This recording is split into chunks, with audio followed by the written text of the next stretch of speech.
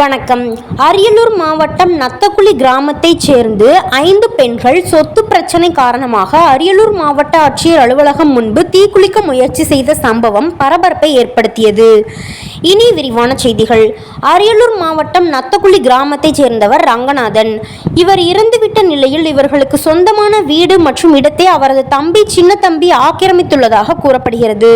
கணவரை இழந்த காசியம்மாள் தனது கணவரின் சொந்த இடத்தில் வசிக்க அனுமதிக்காமல் மைத்துனர் சின்ன தம்பி தடை ஏற்படுத்தி உள்ளதாக கூறி காசியம்மாள் செந்துறை காவல் நிலையம், செந்துறை தாசில்தார் அலுவலகம், உடையார்பாளையம் கோட்டாட்சியர் அலுவலகம் ஆகியவற்றில் பலமுறை மனு அளித்துள்ளனர்.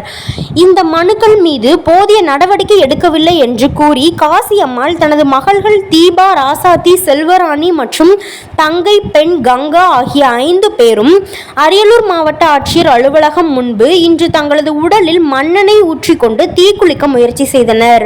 மாவட்ட ஆட்சியர் அலுவலகம் முன்பு காவல் பணிகள் ஈடுபட்டிருந்த காவலர்கள் உடனடியாக அவர்களை தடுத்து நிறுத்தி அவர்கள் மீது தண்ணீர் ஊற்றி விசாரணை நடத்தினர்.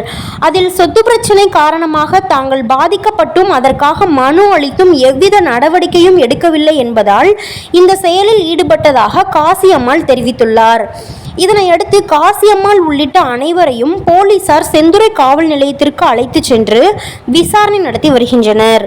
அரியலூர் மாவட்ட ஆட்சியர் அலுவலகம் முன்பு 5 பெண்கள் தீக்குளிக்க முயற்சி செய்த சம்பவம் சற்று நேரம் பரபரப்பை ஏற்படுத்தியது. டிஎன் செய்திகளுக்காக அரியலூர் மாவட்ட செய்தியாளர் SP ரவிச்சந்திரன்.